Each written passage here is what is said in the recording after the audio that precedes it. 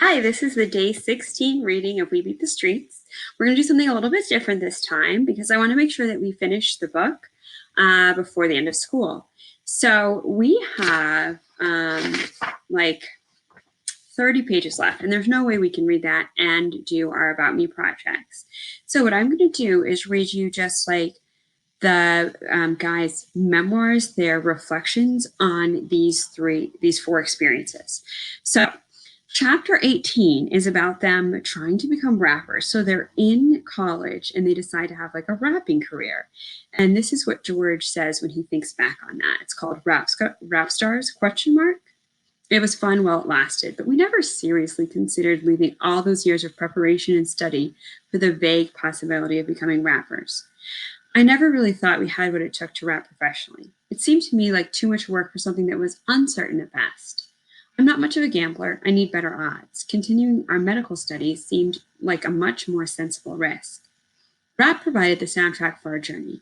Even today, we can sit together and discuss what was going on in our lives by listening to old songs. The music motivated us and gave us a source of both strength and inspiration.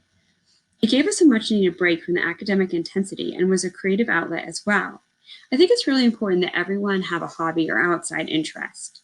It makes you a stronger, more stable individual. And when your academic pursuits get difficult, you have something to break the tension, help you relax. Having an artistic outlet can sometimes lead to employment or at least a means to pull in some extra cash. In addition, creative outlets are good for the soul as well as the community. Everyone benefits when art or music or literature is shared. When it came time to make the decision about what to do with the rest of our lives, the three of us realized that although the music business was alluring, that means enticing, like tempting, and exciting, the dental and medical professions we had chosen were solid paths that would support us well for the rest of our lives. In the end, it was more an acceptance of reality than a change in the direction of our lives. Music was the decoration, medicine is the solid foundation.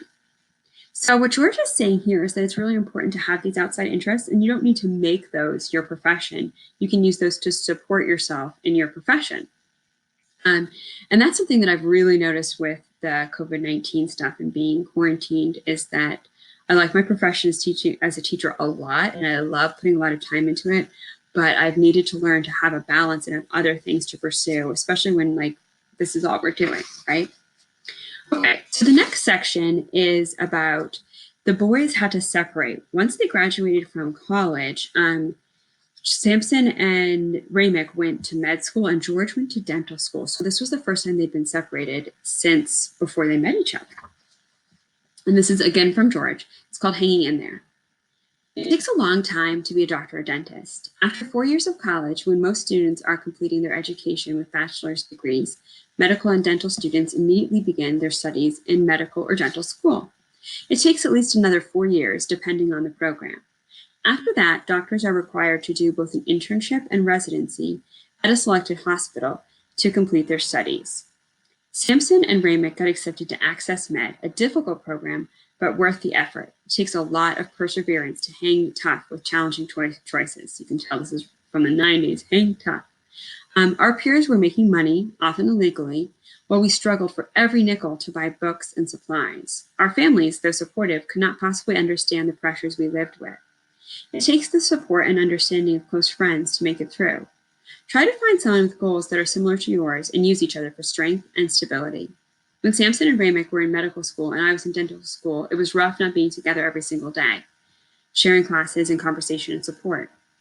Inner doubts and fears were very normal. We all had them. Sometimes people try to suppress feelings of uncertainty and inadequacy just to appear tough on the outside. I think it's much wiser to share those feelings and talk about them. It's amazing the help you can receive from supportive family and friends if you acknowledge your feelings. Because Sam was able to talk to us, we were able to walk him through a difficult time. Each of us needed the others throughout this process. None of us would have made it without the other two. And so a takeaway from this is when you are feeling uncertain about yourself or like you can't do something, you don't have to pretend like that's not how you feel. You can look for help from anyone, from family, from friends, from teachers. If you just say, hey, this is how I feel, especially right now when we're learning from home, if you're feeling that way, reach out because we want to support you. We just can't always see you, you know? All right, this next section, chapter 20, is called Driving While Black.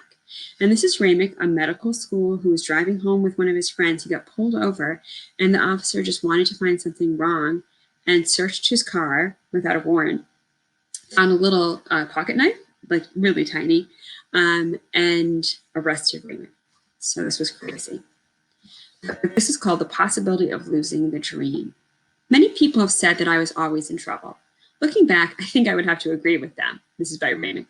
It seemed that trouble had no problem finding me. When I got stopped by the police and was arrested, I thought my life was over.